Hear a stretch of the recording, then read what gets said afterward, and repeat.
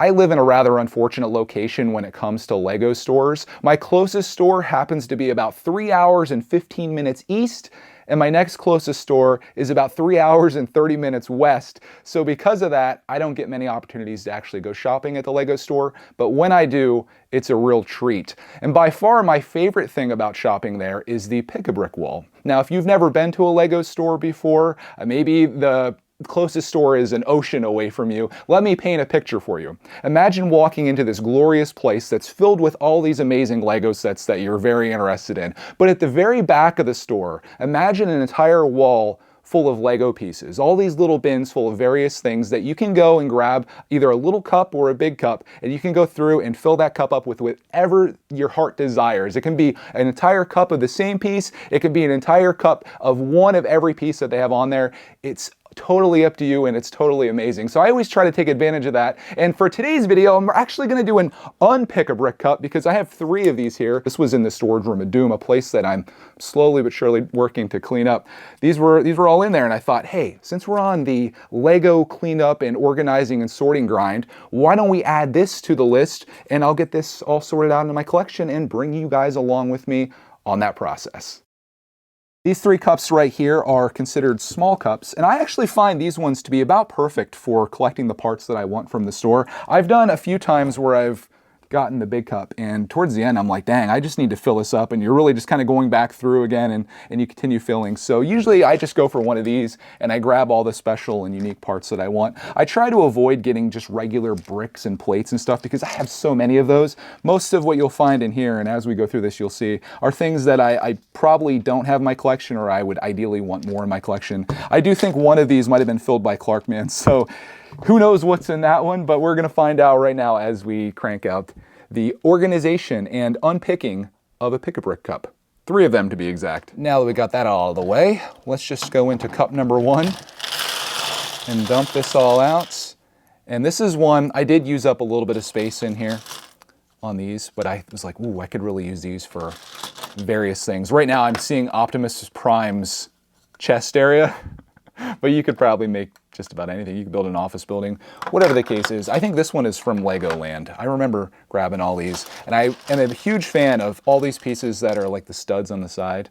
They're always really nice to have, so I've got a ton of those in here. In fact, I'll just do a little flyover. Prepare yourself for the carnage that came out of that cup. I didn't get a ton of variety here. I kind of just stocked up on the things that I thought I could use. And what I'm gonna do to make my life easy, instead of just dumping these all out and putting them into the same pile, I'm actually gonna sort these right now while it's still a little bit easy, and I'll show you exactly what came out of here. And just like that, here's my sorted cup, and as I take you on a tour of everything that I got, this was definitely my cup. I remember being at Legoland and not being overly interested in a lot of the elements they had there, so what I ended up doing was just taking a lot of the few things that I thought I could use and filled the cup up. I do think maybe the window pieces that I got was a bad strategy, because as I look at this cup and you think about the volume that can hold, it doesn't seem like I have a lot on the table there, but I've seen people, and I wish I could get to this level. Maybe if I had a Lego store nearby me, I could pull it off, but I've seen people that have like unique pro tip strategies on how to fill these things up to get the maximum amount of pieces that you can. I don't think that was it, Chief, but I got a lot, and I'm happy with what I have here. And I'm going to now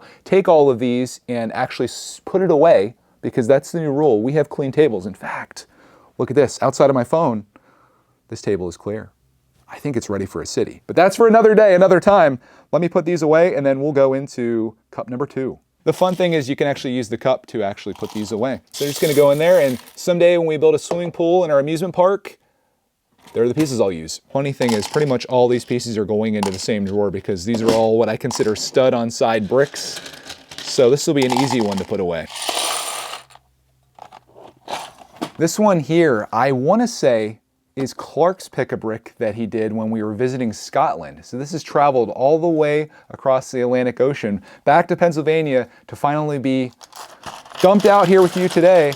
And as you can see, the best thing that we found, or one of the coolest things in my opinion, are these highlighter color pieces. I just think these are so cool. But Clarkman kinda like getting the 2x4 orange bricks probably wasn't the best strategy. We got a lot of windshields here, which are useful. I think he was kind of going for the whole car thing. He was gonna make some cars. So we've got engines, we've got steering wheels, but not a lot in there. So that's, again, that's where the packing comes in. So maybe if we had like stacked all these up on top of each other, I think this is what the pros do. And then you like sneak that down the side, but you stack it all the way up. That saves a lot of space rather than just taking them all willy-nilly here. I'm always looking for an opportunity to say willy-nilly in my videos. Just throwing them in there like that, it takes a lot more space than that, right? So live and learn. We'll do better next time. I'll take as many opportunities to practice as I can. Let me sort this and I'll show you what Clarkman pulled. Here's Clarkman's cup and a look into the mind of a 7-year-old doing a pick-a-brick cup. How do you do, guys? Do you think he got some good parts here? Again, he got a lot of stuff that's like Lego Classic-like, but when you're building, they're handy to have. He got a lot of car stuff.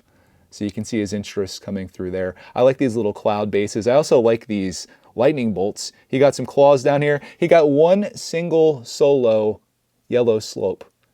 And then he got a bunch of these. I don't know what we're gonna use those for, but it's kind of cool to have. I do like these teal fenders there. But that is Clarkman's cup and cup number 2 from Skyland. I just want to show how crazy these look when they go into your collection.